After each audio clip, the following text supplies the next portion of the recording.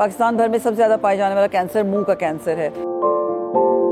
خواتین میں سب سے زیادہ پائے جانے والا کینسر بریسٹ کینسر ہے۔ بریسٹ کینسر مرد حضرات میں بھی پایا جاتا ہے، ان کی تعداد بہت کم ہے لیکن مرد حضرات میں بھی ہو سکتا ہے۔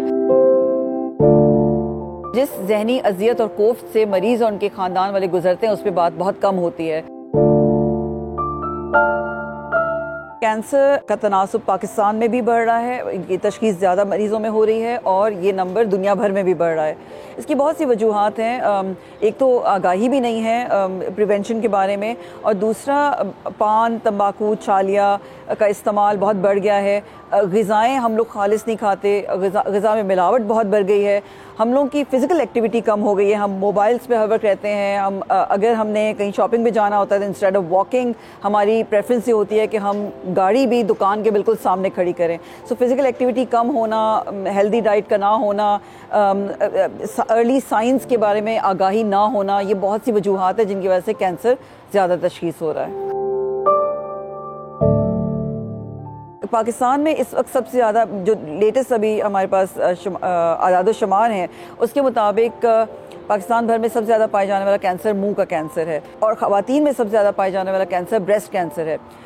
90% منہ کے کینسر کو ہم بچا سکتے ہیں، اوائڈ کر سکتے ہیں ہونے سے، اگر تمباکو نوشی اور گٹکا، چھالیا، پان کا استعمال بند کر دیا جائے، اس کو کنٹرول کر لیں۔ بریسٹ کینسر کی تشخیص کے لیے یہ مہم بہت سالوں سے اب جاری ہے اور اس کے ہم نتائج دیکھ رہے ہیں کہ اگر ریگولر 40 سال یا اس سے زیادہ عمر کی خواتین ہر سال اپنا میموگرام کرائیں تو بہت ارلی اسٹیج میں تشخیص ہوگی اور کیور ہونے کے چانسز بہت زیادہ ہوں گے۔ بریسٹ کینسر مرد حضرات میں بھی پایا جاتا ہے، ان کی تعداد بہت کم ہے لیکن مرد حضرات میں بھی ہو سکتا ہے۔ سو اسی لیے اگر ان کو بھی کوئی گٹلی محسوس ہوتی ہے یا اس قسم کی کوئی علامات ظاہر ہوتی ہیں تو وہ فوراً اپنے ڈاکٹر سے رجوع کریں۔ اور بریسٹ لمپ کے لیے میں بھی یہ کہنا چاہوں گی کہ 10 میں سے 9 لمپس بینائن ہوتے ہیں، کینسرس نہیں ہوتے، تو خوفزدہ ہو کے نہ بھاگیں، بلکہ کوئی بھی علامات ہیں فوراً اپنے مولد سے رجوع کریں۔ یہ 4 فیبروری ورلڈ کینسر ڈے ہے جو کہ ہر سال پوری دنیا میں منایا جاتا ہے تاکہ کینسر کے بارے میں آگاہی دی جا سکے۔ پچھلے 2 سال سے اس دن کی جو تھیم ہے وہ کلوزنگ دی کیئر گیپ ہے۔ اس کا یہ مطلب ہے کہ کینسر کے علاج کی جو سہولیات ہیں ان کی رسائی زیادہ سے زیادہ پیشنٹس تک انشور کی جا سکے۔ ایز این آنکالوجسٹ میری آبزرویشن رہی کہ کینسر کا مرض تشخیص ہونے کے بعد ہم فزیشنز بھی اور فیملی ممبرز بھی علاج کے مختلف طریقہ کار پہ تو بات کرتے ہیں، لیکن جس ذہنی اذیت اور کوفت سے مریض اور ان کے خاندان والے گزرتے ہیں اس پہ بات بہت کم ہوتی ہے۔